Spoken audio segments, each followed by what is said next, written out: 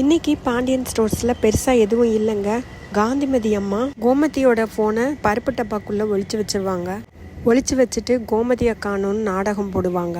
செந்திலும் கதிரும் அங்கே வருவாங்க. அவங்க அப்பாவை நல்லா திட்டுவாங்க. ராஜியும் எவ்வளவோ சொல்லி பார்ப்பாங்க. கதிரையும் செந்திலையும் உள்ளே இழுத்துட்டு போயிடுவாங்க. சரவணன் அவங்க அப்பாவுக்கு தான் சப்போர்ட் பண்ணுவார். செந்தில் அவங்க அண்ணா சரவணன் கிட்ட, நீ அப்பா பேச்சை கேட்டதுனால தான் உன் வாழ்க்கை எங்கேயாவது நல்லா இருக்கா, இந்த நிலைமை அவனுக்கு போலீஸ்க்கும் கோர்ட்டுக்கும் அலைஞ்சிக்கிட்டு இருக்கோம். இவருக்கு எல்லாரும் பாண்டியனை திட்டினதும் பாண்டியன், நானாடா உங்க அம்மாவை வெளியில போச்சொன்னேன், நான் அவ கூட பேசலைங்கிறதுக்காண்டி வீட்டை விட்டு யாரு வெளியில போச்சொன்னது, இப்படியெல்லாம் கேட்டதும் செந்திலுக்கும் கதிருக்கும் ரொம்ப கோவம் வரும்.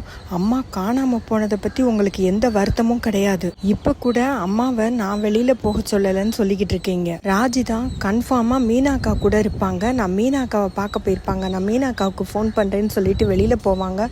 காந்திமதி வெளியில போய் கொண்டா நான் ஃபோன் பேசிக்கிறேன் அப்படின்னு சொல்லிட்டு ஃபோனை பிடிங்கிட்டு ராஜியை உள்ளே அனுப்பிச்சு விட்டுட்டு மீனாவுக்கு ராஜி ஃபோன்ல இருந்து ஃபோன் பண்ணி, 2 பேரும் பத்திரமா போயிட்டு வாங்க, ஒன்றும் இல்லை, அத்தைக்கிட்ட எல்லாம் ஃபோனை கொடுக்க வேண்டாம், பொம்பளைங்க 2 பேரும் தனியாக போகிறீங்களேன்னு ஃபோன் பண்ணேன், வேற ஒன்றும் இல்லை, எல்லாத்தையும் நான் பார்த்துக்குவேன் அப்படின்னு சொல்லிட்டு ஃபோன் வச்சிருவாங்க. உள்ளே போனதும் செந்தில், என்ன ஆச்சு மீனா கிட்ட கேட்டிங்களா அப்படின்னு சொல்லுவாங்க.